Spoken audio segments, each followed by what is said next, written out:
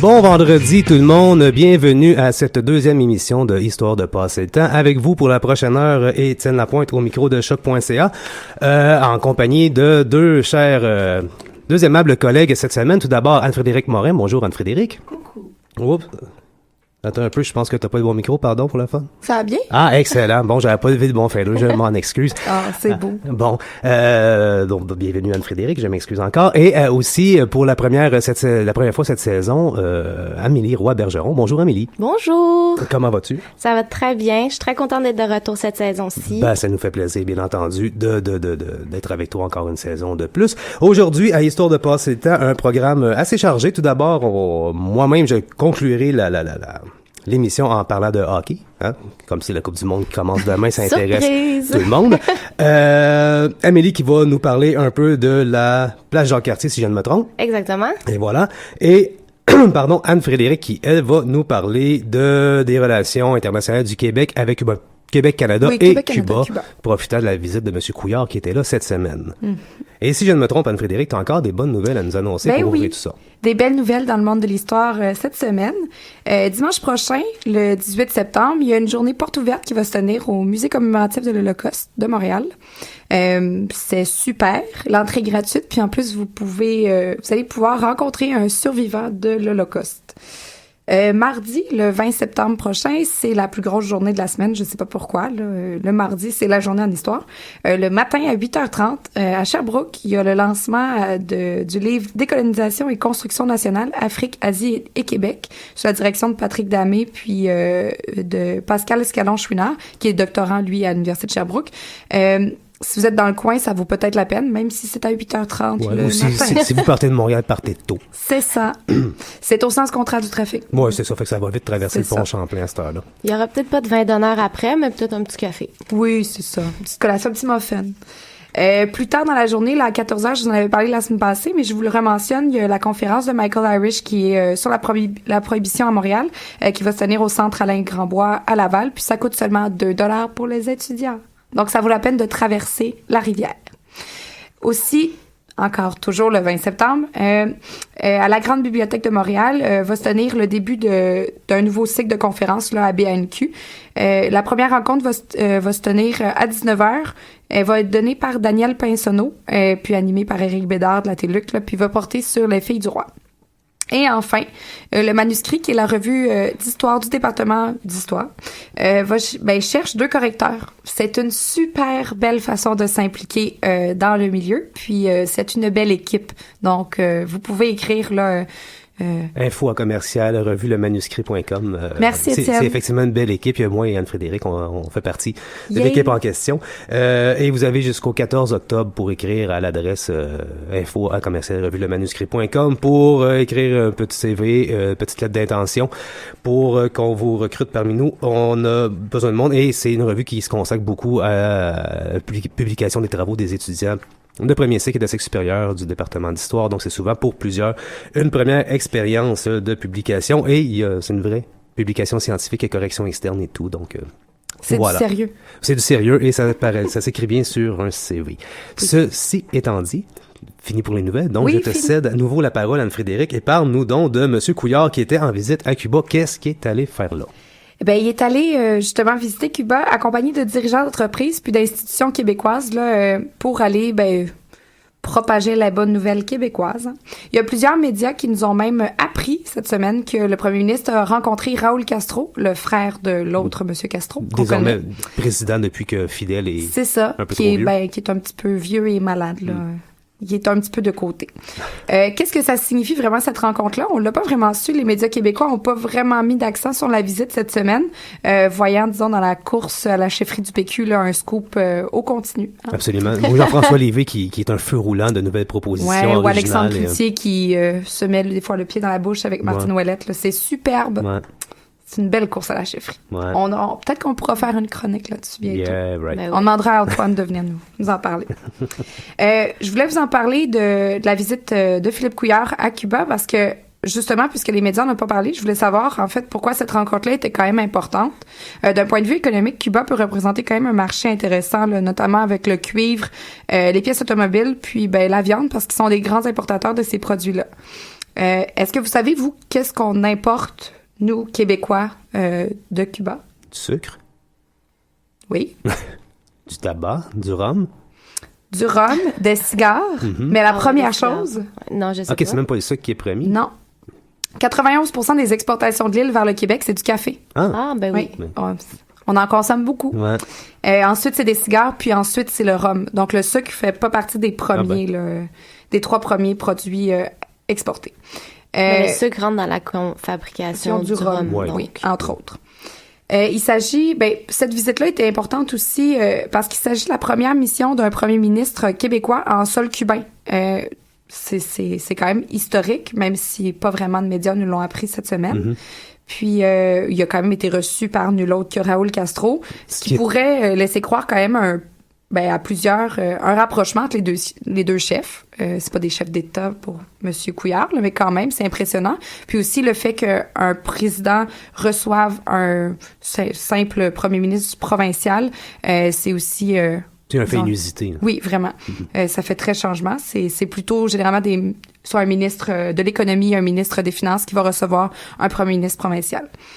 Ce rapprochement-là est vraiment pas nouveau, par contre. Les relations entre les deux pays, là, je vais parler plus du Canada que du Québec. Là. Les relations entre les deux pays peuvent être retracées jusqu'au 18e siècle environ, là, où des navires du Canada, des navires de particuliers souvent, venaient faire des échanges de poissons et de bière contre du rhum et du sucre. Globalement, les relations étaient bonnes. En 45, les choses vont devenir vraiment officielles, puis Émile Vaillancourt, qui est un historien et un écrivain canadien, va être nommé comme représentant du Canada à Cuba. Depuis la Révolution cubaine en 59, le Canada est l'un des seuls pays à avoir maintenu des relations diplomatiques avec le pays de Fidel Castro de façon vraiment ininterrompue. Le Canada semble pas vouloir se déclarer comme un ami très proche, mais semble depuis longtemps accepter l'état des choses à Cuba, puis va éviter de lui faire la leçon, là, sauf dans les cas criants de violation des droits de la personne, mais c'est relativement rare que le Canada va prendre position là-dessus. Puis même pas dans les cas de liberté de presse, il y a eu souvent des journalistes à Cuba qui étaient emprisonnés parce qu'ils étaient dissidents ou qui critiquaient le régime, puis le Canada a bien toléré ça. Oui, c'est ça, le Canada prend pas vraiment position dans ces dossiers-là. Pour bien comprendre la position canadienne, je veux juste faire un petit retour sur l'embargo américain, qui est quand même une partie importante de l'histoire cubaine récente.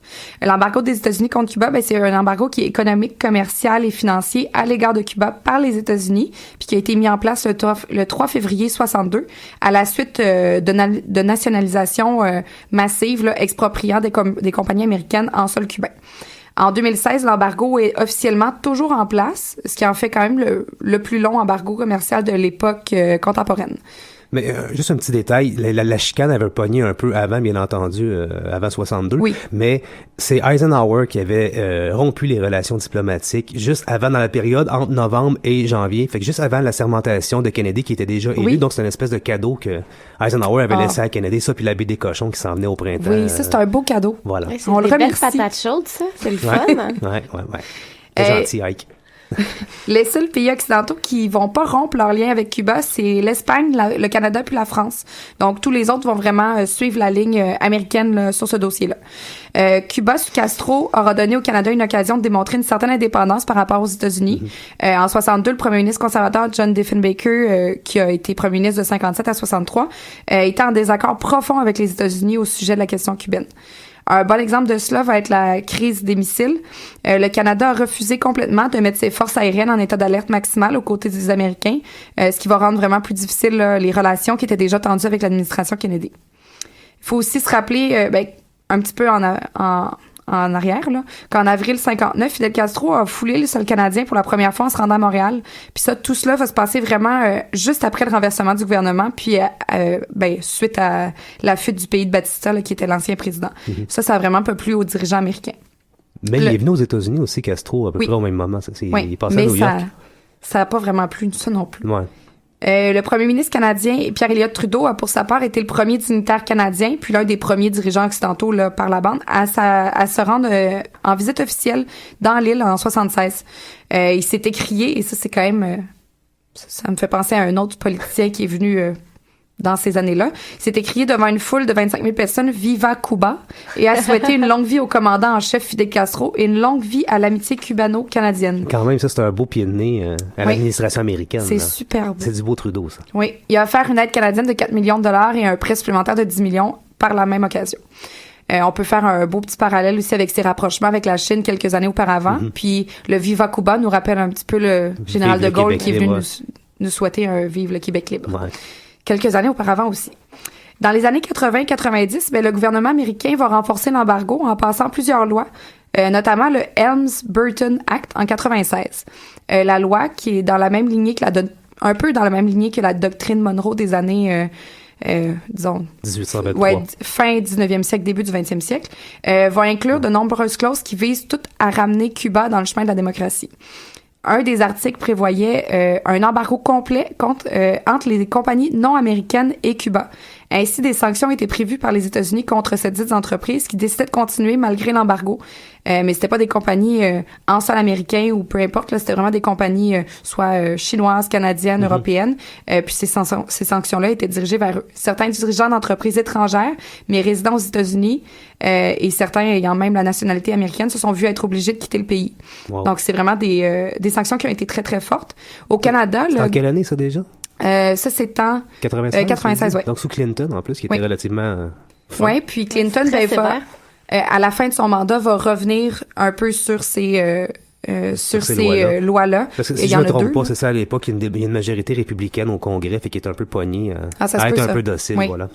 C'est même sous Clinton, mais sous Bush que ça a le plus reculé, là. Mais à cette époque-là, en 96, au Canada, le Godfrey-Milliken Bill a été proposé, mais pas adopté. Il va s'agir d'une loi similaire qui est un peu une parodie de la loi Helms-Burton aux États-Unis. Dans le fond, ils veulent remplacer la révolution cubaine dans cette loi-là par la révolution américaine. Commandités par les représentants loyalistes, ils vont demander une compensation pour les descendants des loyalistes et proposent des restrictions de voyage pour ceux qui vivent et utilisent les biens confisqués pendant la Révolution américaine en sol états-unien. Donc, c'est un beau pied de nez à l'embargo, mais surtout à la loi Helms-Burton aux États-Unis. Mais malheureusement, pour les loyalistes, cette loi-là n'a pas été passée. Le Canada s'est donc souvent porté à la défense de Cuba, puis Jean Chrétien s'est lui aussi rendu à Cuba en 98, là, juste après la passation du Helms-Burton Bill. En octobre 2000, Fidel Castro va effectuer un deuxième voyage au Canada pour assister aux funérailles de Pierre-Éliott Trudeau. Le gouvernement cubain a même décrété 3 jours de deuil officiel à l'occasion de son décès. C'est pas rien. C'était une vedette. Ouais.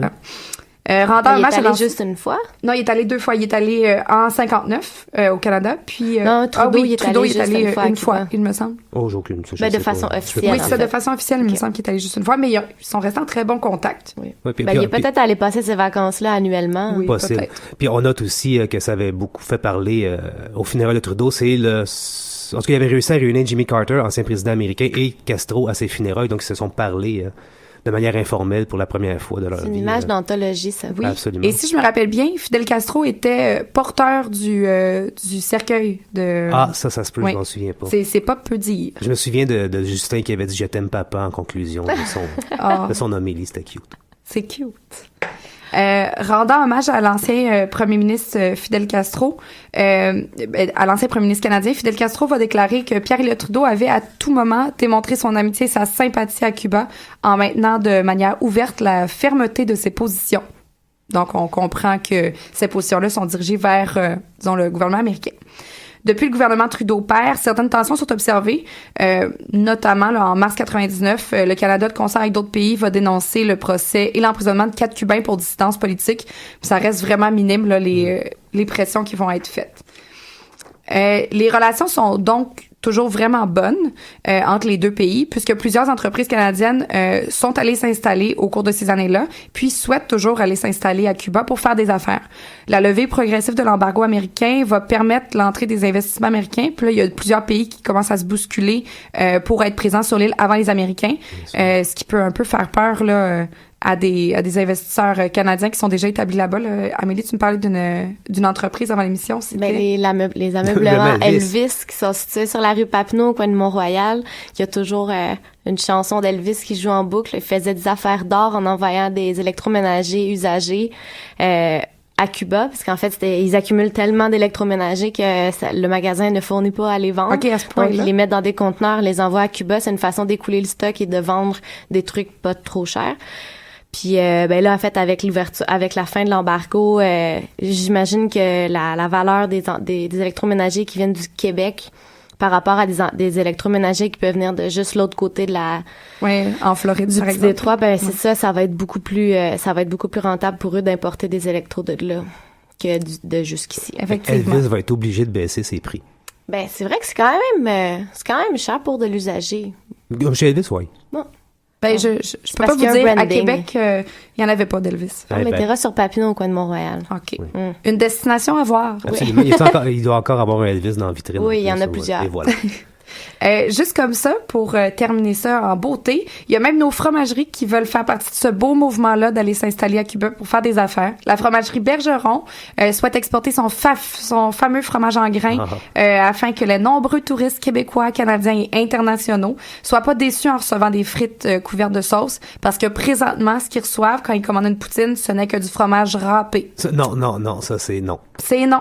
Tu peux pas faire ça. Quand on commande une bonne calvaude. Des fois, j'ai de la misère à comprendre l'importance de prendre une poutine à Cuba, par exemple. C'est comme très local. Je veux dire, je ne peux pas m'en passer pendant mes 2 semaines de voyage. Je dois absolument avoir une halte poutine. C'est pas comme si ça faisait vraiment partie de notre consommation quotidienne. Jamais une semaine sans poutine. Non, mais il y a quelque chose de très réconfortant. C'est du comfort food, une poutine. Puis quand t'es dépaysé, puis t'es lendemain de veille, que t'es hangover à Cuba parce que t'as pogné tout inclus. C'est ça, t'as pogné un vrai gros dé de tout inclus, puis t'as beaucoup trop bu, puis les scampi de la veille t'ont tombé sur le cœur. Une poutine, c'est réconfortant.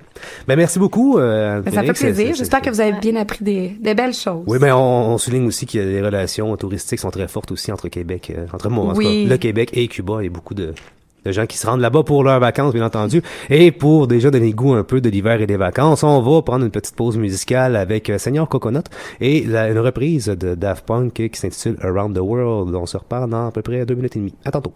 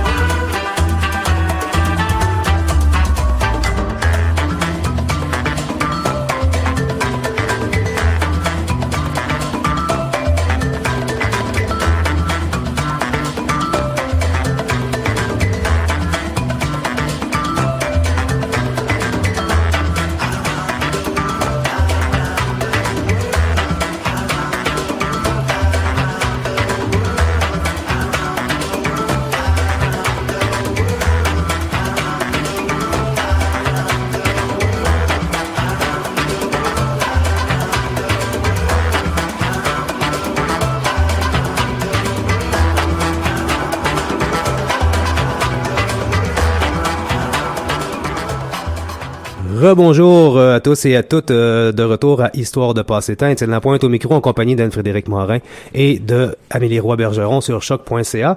Amélie, ce sera à ton tour de nous discuter, de nous jaser de la plage Jacques-Cartier parce que notre bon ami, le maire Coderre, cette semaine, nous annonçait qu'il mettait sur la glace les travaux de réfection prévus pour le 375e anniversaire de Montréal, n'est-ce pas? Exactement.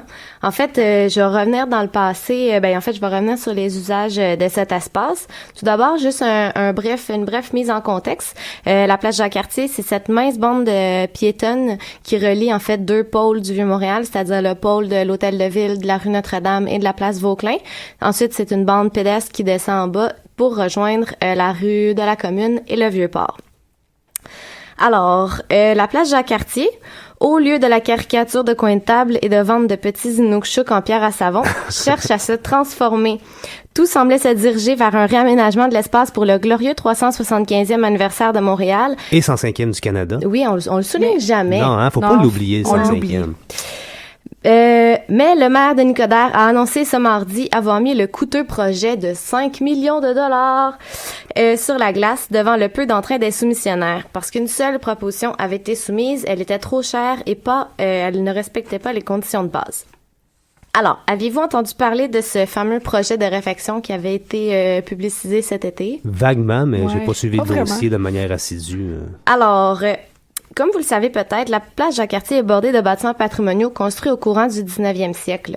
Actuellement, les rez-de-chaussée de ces édifices sont occupés principalement par des restaurants qui ont des terrasses couvertes par des auvents de différents modèles et de différentes couleurs. Tous plus jolis les uns que les autres. Oui. Hein. Ces installations cachent les façades patrimoniales. Donc, Denis Coderre a qualifié cet arrangement bigarré par ces mots.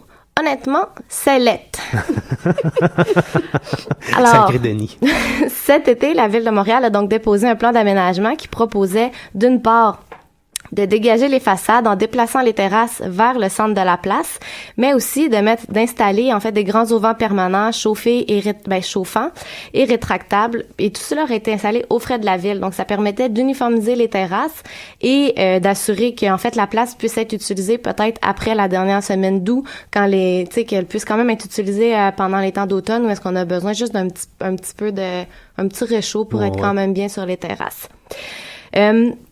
Malheureusement, ce projet n'a pas créé d'entrain chez les commerçants, les vendeurs et les caricaturistes, ces derniers perdant leur kiosque au centre de la place pour être déplacés vers la rue de la Commune, et les restaurateurs craignant pour les assiettes qui devront traverser les hordes de touristes entre le restaurant et la terrasse. Ce à quoi notre bon ami Denis Coderre a répondu: « Les serveurs vont peut-être échapper une coupe d'assiettes, on fera des concours d'équilibre, ça fera partie des célébrations du 375e, se promener 7 mètres avec une assiette sans qu'elle tombe. » Oh, sacré Denis. Alors, ça a créé de la grogne cet été autour de la plage Jacques-Cartier. Donc, ce projet étant sur la glace, je vous proposerai aujourd'hui de retourner dans le passé un brin, question d'avoir un portrait d'ensemble sur les différents usages qu'a eu cet espace à travers le temps. Donc, la première période les premières informations concernant cet espace qu'on a remontent au 17e siècle dans le Montréal fortifié. En fait, il s'agit d'une période où Montréal était encerclé par des palissades en bois, donc c'est même avant les fortifications en pierre qui ont été construites uniquement à partir de 1917. Il y a des bâtiments encore debout de cette époque, il en reste peu. Il reste le séminaire et il reste entre autres le château Ramsay qui est sur la rue Notre-Dame en diagonale de l'Hôtel de Ville. Mm-hmm. Jadis, juste à côté du château Ramsay, il existait un autre château, le château Vaudreuil. Ce dernier était construit sur la partie centrale de l'actuelle place Jacques-Cartier, c'est-à-dire la façade du château donnait sur la rue Saint-Paul, qui maintenant coupe discrètement la place Jacques-Cartier dans la partie inférieure. Le château tient son nom de son occupant le plus célèbre, Philippe Rigaud de Vaudreuil. Ce dernier occupe la maison construite en 1676 depuis 1989. À ce moment-là, il est commandant des troupes de la marine française en Nouvelle-France. En 1698, il est nommé gouverneur de Montréal et quelques années plus tard, en 1703, il est gouverneur de la Nouvelle-France. Puisqu'il il se sent bien fier de son nouveau rôle de gouverneur de la Nouvelle-France, il en profite pour agrandir sa maison. Donc, il s'inspire du château de Versailles, rajoute 2 ailes de chaque côté, des escaliers, des lustres, c'est très beau, très luxueux. Malheureusement, il n'en profite que très peu puisqu'il décède 2 ans plus tard. Ça, c'est malheureux. C'est très triste. Donc, sa veuve en profite alors pour fuir les rudes hivers de la colonie et rentre en France définitivement, laissant la maison vacante. C'est très triste. Et ils n'ont pas vendu rien? En fait, c'est ça. Elle a été récupérée par en fait, entre-temps, puisqu'il était gouverneur de la Nouvelle-France, il a réussi à la faire acheter un peu par la France, qui va faire, en fait, cette résidence devient la résidence de fonction du gouverneur pendant l'hiver. Avec tous les lustres. Oui, et pendant l'été, en fait, la résidence du gouverneur est à Québec, au Château Saint-Louis. Donc, une fois qu'ils ont quitté les lieux, la résidence, elle est reprise à chaque fois par le gouverneur de la Nouvelle-France. Là, j'ai juste une petite question. Pourquoi l'hiver à Montréal et pourquoi l'été à Québec? Est-ce qu'il y a une logique... Parce que pourtant, est-ce que l'hiver est plus doux à Montréal? Ben, il y avait pas de, j'ai cherché un peu parce que ça m'intriguait aussi, mais peut-être, j'ai l'impression que c'est peut-être purement question de température. Parce qu'en fait, ils avaient peut-être pas le choix d'avoir une présence dans les deux pôles, mais peut-être que par souci en fait, je pense que Vaudreuil était le premier à demander une résidence à Montréal. Auparavant, c'était toujours à Québec. Puis comme lui, il a déjà été gouverneur de Montréal, je pense qu'il tenait à être à Montréal. Okay. Puis je pense que c'est la façon qu'il a trouvé de se séparer entre les deux villes. Le dernier gouverneur à habiter cette demeure est Pierre-François de Rigaud de Vaudreuil, le fils de Philippe, celui qui a construit qui a aménagé la maison. C'est ce dernier acquiert d'autres parcelles de terrain afin d'agrandir les jardins qui se situent derrière le château et qui vont éventuellement s'étendre jusqu'à la rue Notre-Dame. Des fouilles archéologiques dans les années 90 sur la place Jacques-Cartier ont permis d'en savoir davantage sur ce château disparu, notamment ses usages luxueux. En effet, on trouvera des ossements de paon, ce qui tend à suggérer qu'on laissait peut-être en été des oiseaux exotiques circuler librement dans les jardins, jusqu'à la rue Notre-Dame. De ces fouilles ont été tirées la confirmation de l'espace occupé par le château qui est maintenant marqué au sol sur la place Jacques-Cartier. Donc, quand ils ont refait la place suite aux fouilles archéologiques, l'empreinte au sol de la place a été mis, les dalles sont noires. Vous pouvez aller voir, ça a la forme du château de Versailles, mais beaucoup plus petit. Bien entendu, C'est la largeur de la place, en fait. Ouais. Alors que les Vaudreuil quittent la colonie, allant passer aux mains des Anglais en 1760, les Vaudreuil quittent en 63. Le dernier Vaudreuil, le dernier gouverneur, quitte en 63. Le château voit quelques propriétaires, probablement des Anglais nouvellement arrivés, tout ça, avant d'être occupé 10 ans plus tard, en 1773, par un collège pour garçons, le collège Saint-Raphaël, l'ancien collège de Montréal, qui était la propriété de la paroisse Notre-Dame de Montréal. Malheureusement, l'aventure scolaire de cet édifice se termine 30 ans plus tard, en 1803, alors qu'un incendie ravage les lieux, et c'en est terminé du château Vaudreuil. Donc, il disparaît, on n'en entend plus jamais parler. Puis il est complètement rasé après l'incendie. Oui, c'est ça. Là, le lot, en fait, est vacant, puis on cherche une autre façon on lui cherche une nouvelle vocation. Et environ au même moment, les administrateurs de la ville, qui sont à cette époque les juges de paix, cherchent un emplacement pour établir un nouveau marché public en remplacement de celui de la place Royale, qui est juste à côté de Pointe-à-Calière. Qui est reconstitué à chaque été? Ouais, c'est ça. Je pense quelques fins de semaine par été, il y a des dames déguisées qui vendent des courges, puis des trucs. C'est une reconstitution d'un marché de la Nouvelle-France. Ils s'habillent en colonie. Oui, c'est ça. La maison Saint-Gabriel, à côté de Pointe-à-Calière. Bon, alors, pendant un certain temps, il est question de construire un grand bâtiment en pierre pour abriter le marché, avec on pense grand, en fait, un peu comme le disparu marché Sainte-Anne ou même le marché Saint-Jean qui est encore debout sur la rue Amherst au coin d'Ontario. Donc, un gros bâtiment imposant. Éventuellement, ce projet est abandonné au profit d'un hall plus modeste en bois, abritant des étals au centre de la place pour accueillir les vendeurs et les maraîchers. De part et d'autre de la structure, les véhicules peuvent encore circuler sur les rues qui longent l'espace. Les activités au marché neuf, en fait, c'est comme ça que ça s'appelle, le marché neuf, débutent en 1808 sur le lot qui a été acheté par la ville entre-temps. Le marché neuf, c'est pour quelle raison qu'il va s'appeler comme ça? Je crois que c'est parce qu'il est nouveau. OK, neuf dans le sens, pas neuf, ouais. Le chiffre. Non. C'est le marché nouveau, neuf. On s'excuse. Fait cocasse, au moment de la signature des papiers officialisant la vocation de marché public à cet espace, il y a une clause qui exige que cette vocation-là soit permanente. Donc, ceci explique pourquoi, encore maintenant, en 2016, on vend des fleurs et des fruits sur la plage Jacques-Cartier. Entre tous les inukshuk en pierre à savon. Et les dessinateurs, les jongleurs et tout ça. Ouais. L'année suivante, donc, nous sommes en 1808 quand le marché est ouvert. L'année suivante marque un moment crucial dans l'histoire de Montréal. L'érection du plus vieux monument encore debout, le magnifique monument Nelson qui trône en haut de la place, en l'honneur de cet amiral ayant gagné la bataille navale de Trafalgar en 1805. Il laissant sa vie, mais procurant la victoire aux Britanniques, pourtant en infériorité numérique devant les Franco-Espagnols. Je suis ému, là. Hein? Je suis ému. Ben, mon patriotisme canadien est titillé, là. L'amiral Nelson. C'est pendant cette période-là que sont construits la majorité des bâtiments qui bordent la place. On retrouve à l'époque sensiblement les mêmes types de commerces qu'aujourd'hui. Des hôtels, des auberges, des restaurants, des boutiques. Mais, contrairement à aujourd'hui, on retrouve aussi des ateliers d'artisans, donc qui voisinent couramment les marchés. Ça fait partie de la flore, faune, de la faune urbaine autour des marchés. En 1847, alors que le marché Bon Secours est inauguré, on remanie le marché neuf. Donc, les rues qui bordaient la place sont assimilées à l'espace et ça prend son nom actuel, c'est-à-dire la place Jacques-Cartier. Les constructions en bois sont enlevées. Cependant, malgré l'absence d'étal, l'espace sert encore de marché, mais c'est davantage un annexe du marché Bon Secours qui gravite vraiment, qui attire vraiment tout ce qu'il y a de commerçants et de vendeurs et de maraîchers. Mais ça s'étend, ça va presque jusqu'au Champ de Mars à cette époque-là, tellement c'est un point central dans la ville. Ouais. Et la présence du marché Bon Secours stimule quand même la construction de d'autres hôtels et commerces dans les environs et sur la place Jacques-Cartier, qui demeure malgré tout, grâce à ça, un lieu d'échange et de rencontre. Excuse, ça m'intrigue, là, parce que tu dis que ça s'étend jusqu'au Champ de Mars, ça veut dire l'hôtel de ville n'est pas encore là. À date de quand, l'hôtel de ville? Je ne sais pas. Okay. Je suis désolée. C'est correct. Mais ça a été construit quand même tardivement, je crois. Mais je te le dis au retour de la prochaine pause. Comme bon te semble.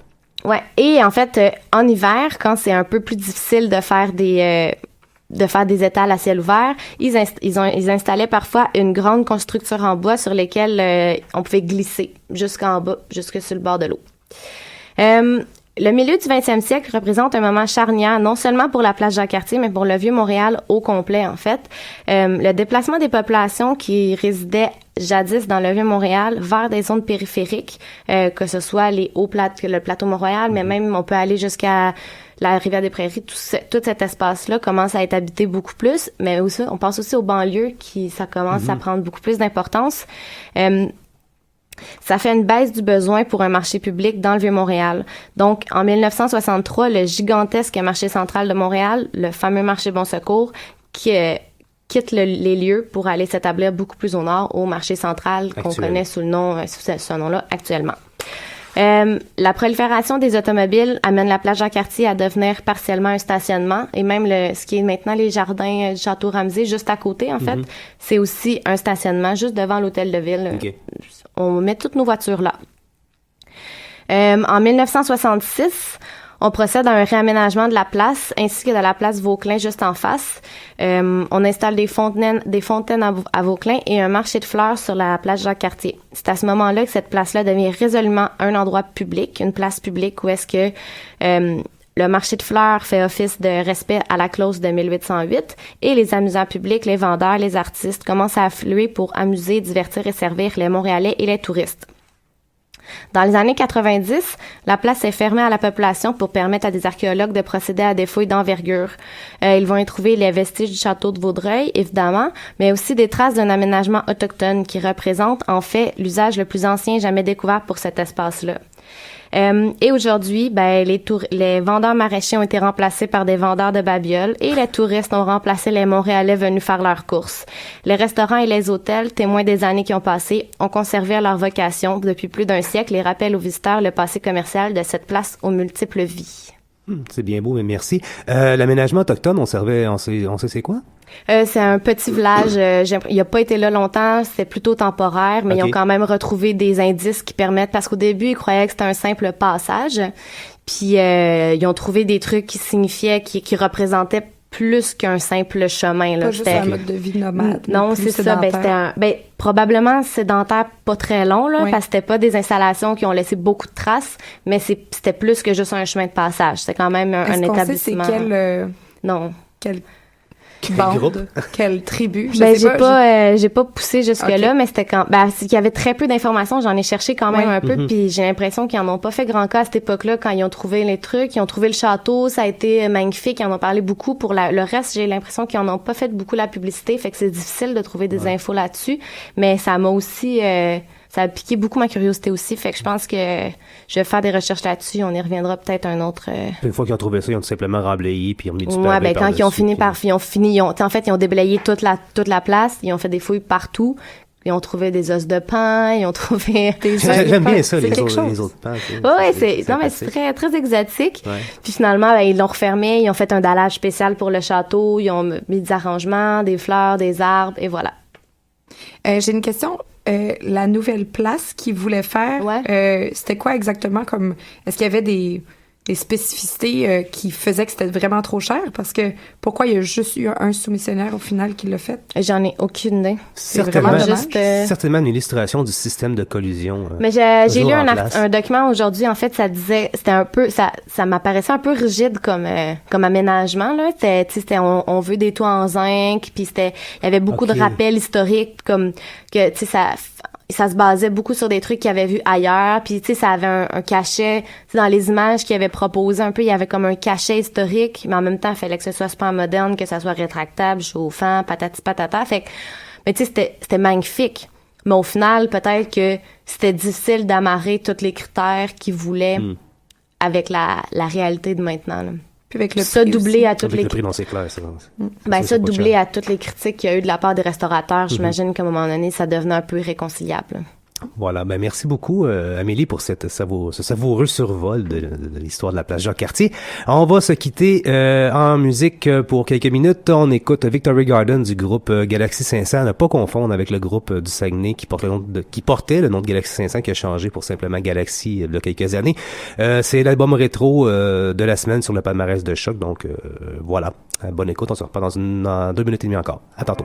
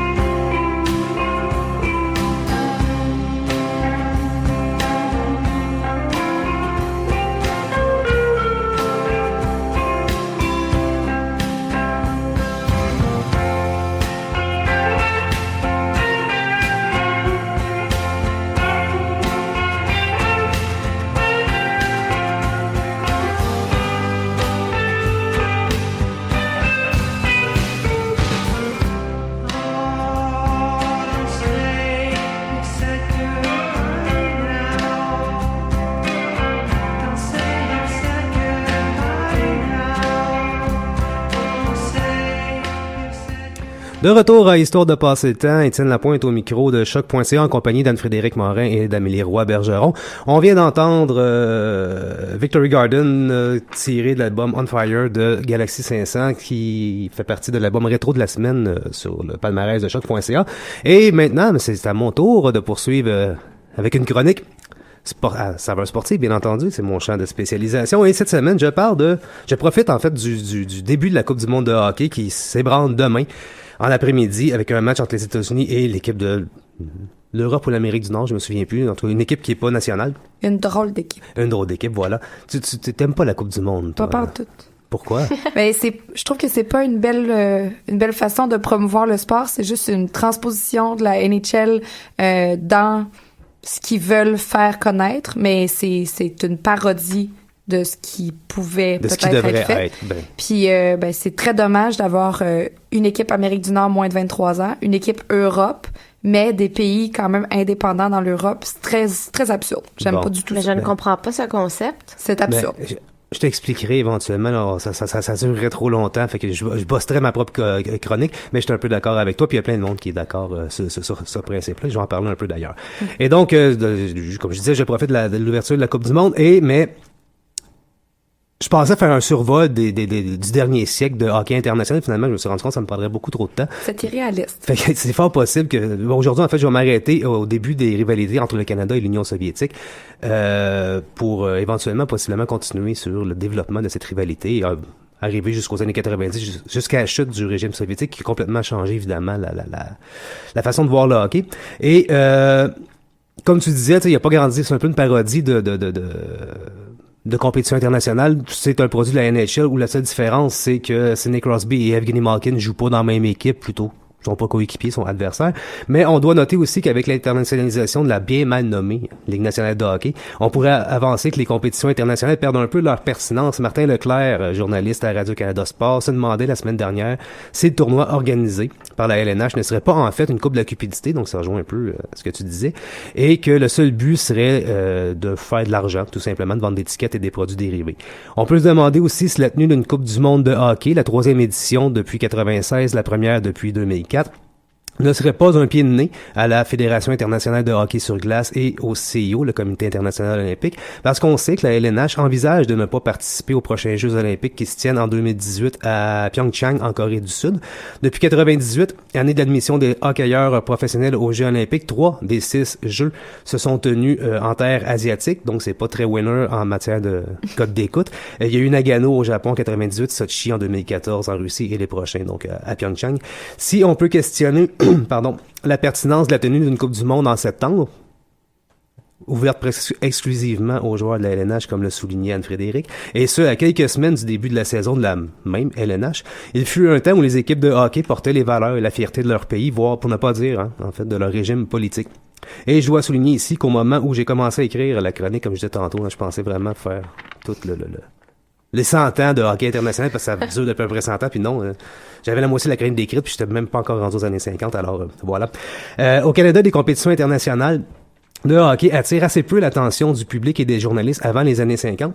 L'Amérique du Nord, à l'époque, et encore aujourd'hui, à cette prétention-là, peut compter sur ce qui est considéré comme le meilleur circuit au monde, la Ligue nationale de hockey. Et l'équipe qui remporte la Coupe Stanley reçoit le titre de champion du monde de la part des chroniqueurs sportifs d'ici. J'ai vu ça dans mes recherches cet été, en 1944. Le Canadien gagne la Coupe Stanley. C'est titré sur le Montréal Matin. Les Canadiens champions du monde. Alors qu'ils jouent juste entre eux autres, puis il y avait juste 6 équipes en plus. Hein? Très narcissique. Et voilà. Bien que d'invention canadienne, on sait que l'Europe va pratiquer assez rapidement ce sport de glace qu'on appelle le hockey. Et j'en profite ici, s'il y a des gens intéressés à travailler là-dessus, hein, il y a pas de bonne littérature académique sur la diffusion du hockey à partir du Canada vers le reste de l'Europe. Et ce serait nécessaire. On a quelques bribes dans des articles, mais il n'y a pas une belle synthèse. La diffusion du hockey, ça serait essentiel pour la recherche. Soyez avisés, chers auditeurs et auditrices. Je vais vous lire si ça se fait. J'ai pas le temps de le faire moi-même. Je cherche un sujet de maîtrise. Ou de doctorat. Non, un beau sujet de doctorat ou post-doctorat, ça serait une bonne idée. Ceci dit, la Fédération internationale de hockey sur glace est créée en 1908, donc presque 10 ans avant la Ligue nationale de hockey, et met sur pied un tournoi européen qui préfigure un peu le championnat du monde, et ce, dès 1910. Après 5 éditions, le tournoi disparaît, on comprendra, en raison de la Première Guerre mondiale. Pardon. Le premier tournoi olympique se tient en marge des Jeux olympiques d'été à Anvers, en Belgique, en 1920. Donc oui, on a joué au hockey pas en été parce qu'ils ont tenu le tournoi un petit peu quelques mois avant, mais quand même, on organise en marge des Jeux d'Anvers des compétitions de patin et de hockey en tant que sport de démonstration. Donc on teste le marché, voir si on a envie de voir des disciplines hivernales.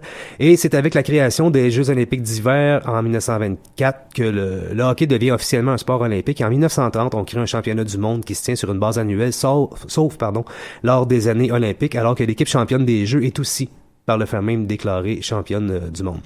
Donc, à partir des premiers Jeux d'hiver à Chamonix en 24 et jusqu'aux Jeux d'Oslo en 52, le Canada domine sans partage les compétitions internationales. Ils ont tout gagné? Toutes, presque. J'ai quelques stats, quelques détails ici. Les équipes canadiennes remportent l'or aux Olympiques à chaque édition, sauf en 1936, à Garmisch-Partenkirchen. Ça m'a pris des années. Ça m'a pris des années d'être capable de me souvenir de la prononciation de ce mot, de ce nom de ville. C'est en Allemagne. C'est tellement fluide, bravo. Hein? Ouais.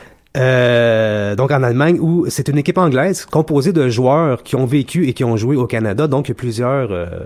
parce qu'à l'époque, il n'y a pas de citoyenneté canadienne. Hein, et on est citoyen de l'Empire, c'est un dominion de l'Empire, le beau Canada.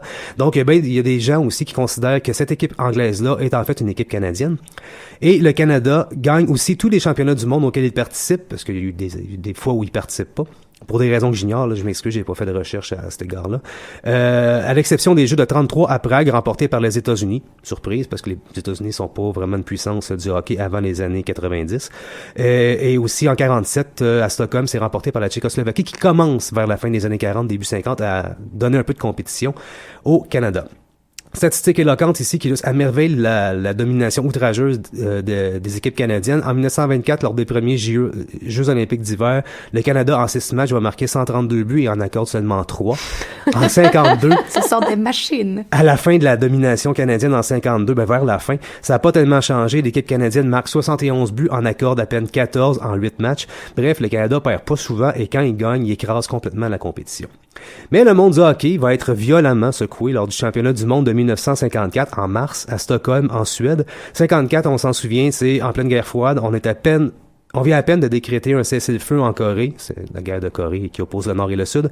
Staline est mort depuis à peine un an. L'Europe est encore en reconstruction de l'après-seconde guerre mondiale. Le mouvement de décolonisation prend de l'ampleur dans ce qu'on appelait alors le tiers-monde. Et tant chez les Soviétiques que du côté américain, on cherche à accroître sa sphère d'influence et le hockey, le sport va être évidemment un bon moyen. Et là, je dois prendre un petit instant pour expliquer ça. Même dans l'après-guerre, mais même un peu avant la fin de la guerre, l'Union soviétique anticipe la bipolarité à venir du monde et se prépare à intégrer l'univers bourgeois, entre guillemets, du sport international. Bourgeois parce que avant, depuis le succès de la Révolution d'octobre de 1917, l'URSS s'est retirée du CIO et de toutes les autres organisations internationales du genre et ne participe qu'aux Olympiades socialistes et aux Spartakiades, c'est l'équivalent communiste des Jeux olympiques, qui se tiennent sporadiquement dans les années 20-30, ça va disparaître, bien entendu, à cause de la guerre, et après, il n'y a plus d'intérêt pour ces choses-là. Et pour l'après-guerre, on envisage donc non seulement la participation aux grandes compétitions sportives internationales, mais on voit dans ces compétitions un moyen de démontrer la supériorité du régime soviétique. En somme, gagner des médailles permettrait de renforcer l'image de l'URSS à l'étranger et d'accroître son influence à travers le monde. Et en d'autres mots, on met en place ce qu'on appelle la diplomatie sportive. Les Soviétiques vont se mettre au hockey officiellement en 1946, donc ils commencent ça tard, avec la création d'un premier championnat soviétique, l'ancêtre de l'actuel KHL.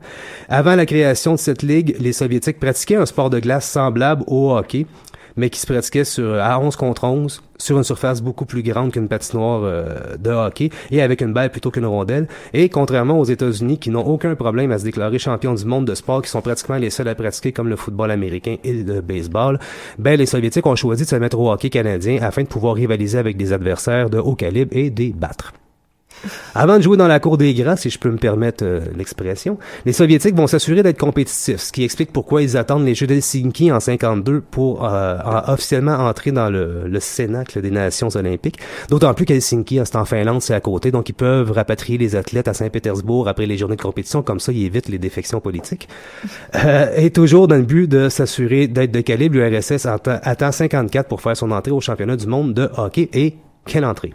Le tournoi cette année-là met aux prises 8 pays qui s'affrontent une fois chacun dans un tournoi à la ronde et l'équipe qui termine avec le meilleur dossier est championne du monde. Jusqu'ici, tout va bien. Or, on peut penser que les organisateurs avaient le sens du drame parce que le dernier match du tournoi opposait l'équipe canadienne et l'équipe soviétique, toutes deux invaincues lors du tournoi. Mais l'équipe canadienne a un dossier un peu meilleur parce qu'ils ont gagné tous leurs matchs. Les Soviétiques ont un match nul contre la Suisse, si je me trompe pas. Et ici, bon, je tiens à préciser que les professionnels ne participent pas à ce type de tournoi, ce ne sont que des amateurs. Et le Canada n'envoie pas une sélection nationale d'amateurs, c'est une équipe d'amateurs qui est disponible, qui a le temps de lâcher sa job pendant 1 mois et demi, parce que les gens travaillent, bien entendu, mais ça prend à peu près 1 mois et demi se rendre en Europe pour faire le tournoi parce qu'il faut traverser en bateau, il faut jouer quelques matchs, se remettre du décalage, le tournoi, blablabla. Donc, ça prend des gens disponibles. Donc, c'est pas nécessairement la meilleure équipe, mais bien la meilleure équipe disponible qui est prête à représenter le Canada. En 54, ce sont les Lyndhurst de East York, en banlieue de Toronto, une équipe de senior B, qui vont être les premiers Canadiens à affronter les Soviétiques et à subir une défaite cuisante et humiliante de 7-2. Impuissants devant le jeu de passe sophistiqué et la rapidité des Soviétiques, les Canadiens finissent 2e. Sont accueillis au Canada comme l'équipe qui est responsable d'une humiliation nationale et collective sans précédent, et ils vont essayer de gagner en donnant des coups de bâton et en jouant un peu rough, comme ils vont répéter la chose aussi dans les années 70, mais ça, j'y reviendrai dans quelques semaines probablement. Donc, première participation et première victoire d'importance pour les Soviétiques en matière de hockey. À partir de ce moment-là, il y a une très forte rivalité qui va s'installer entre le Canada et l'URSS. On va questionner le caractère amateur de l'équipe soviétique et on va exiger que l'État canadien se mêle de hockey pour la première fois de son histoire, ce qui va arriver à la fin des années 60. Et le Canada va entrer de plein pied dans la guerre froide avec sa façon de mener la guerre, c'est-à-dire à sa façon de s'exprimer en tant que puissance secondaire avec le hockey, mais tout ça, comme je disais, ça va faire partie d'une chronique ultérieure. Si vous êtes gentil, je vais reparler de hockey international éventuellement, mais je vais dire, vu qu'il me reste plus de temps que je pensais. Moi, j'ai une petite question, excuse-moi. Qu'est-ce qui explique leur méga succès en 54? Parce que, oui, tu as dit qu'ils ont attendu, ils ont commencé vraiment à instaurer un programme en 46, mais qu'est-ce qui explique que est-ce qu'ils ont un nouveau mode de jeu? Est-ce qu'ils innovent sur certains trucs? Parce que c'est quand même phénoménal, le 7-2, même si l'équipe amateur canadienne n'est pas si bonne, quand même. Non, c'est quand même impressionnant, puis ils ont vraiment surpris les Canadiens. Et ça va être la même surprise qui va arriver en 72 avec la série du siècle, où là, on va être étonné par la rapidité des joueurs, l'efficacité des jeux de passe, les stratégies qu'ils mettent en place où les joueurs se croisent, alors que le hockey nord-américain, c'est beaucoup du jeu de corridor, donc il y a les ailiers de chaque côté qui amènent la rondelle, qui essaie de la centrer pour le joueur de centre qui arrive, puis qui essaie de la pousser dans le fond du net, ou qui fait des passes aux ailiers par derrière le filet. Donc c'est assez facile, la stratégie canadienne. Les Soviétiques, c'est vraiment beaucoup plus élaboré. Beaucoup inspiré du soccer, de ce qu'on voit, ce qu'on aura vu dans les années 70 avec le total football, pour ceux et celles qui s'y connaissent en la matière. Mais il y a aussi un entraînement intensif, digne d'un régime militaire. C'est pour ça qu'ils doutent du fait de est-ce vraiment des amateurs. Ouais, ils sont amateurs uniquement sur le plan salarial, si on veut. Ils sont pas payés, mais ils font ça 11 mois par année. C'est la même équipe qui joue, l'équipe nationale, c'est l'équipe de l'Armée rouge, c'est l'équipe qui joue à Moscou, le TSK Moscou. Ils jouent continuellement ensemble, ils s'entraînent tout le temps, ils voient même pas leur famille. C'est vraiment, ils vont s'entraîner en région, loin, pour être assuré. Ça, dès 46? Ou sensiblement. Okay. Peut-être pas immédiatement, oui. Mais Tarasov est assez rough comme coach. Celui qui est considéré comme le père du hockey soviétique, Anatoly Tarasov, est très dictatorial, puis ils vont imposer un régime. Ça ressemble à l'attitude qu'avait eu l'Allemagne avant les Jeux de Berlin, où est-ce que c'était encore justement beaucoup des athlètes amateurs qui avaient un travail. Moi, je suis postier, je fais de la course à pied, mais l'Allemagne avait pris en charge tous ces athlètes pour s'assurer d'avoir des résultats phénoménaux et donc voilà, c'est ce que l'Union soviétique veut faire. Ils étaient amateurs dans l'idée qu'ils n'avaient pas de salaire, mais ils étaient logés, nourris, entretenus, entraînés. Puis pour les Jeux de 36, ils avaient été dégagés d'obligation de travailler durant au moins 1 an, si je me trompe pas. Ouais, pas obligé de faire le service militaire, patati et tout cela. L'Union soviétique va donc avoir évidemment cette approche-là, donc de mettre toute la puissance, toutes les ressources de l'État derrière la production d'athlètes, parce que justement, ils voient ça comme une guerre, littéralement. On va, plutôt que de faire la guerre qui coûte très cher en ressources matérielles humaines, et en tout genre, le sport, c'est plus soft, ce qu'on appelle le soft power. Bon, donc on met toutes les ressources de l'État et on gagne des médailles, comme ça on va séduire le reste de la planète avec notre régime. Oui, voilà. C'est la diplomatie par le sport. Voilà, on a fait pareil en 2010 à Vancouver, soudainement. On est devenu une des meilleures nations olympiques, le Canada. Pourquoi? Parce qu'on voulait bien paraître à la maison, donc on a investi. Et voilà.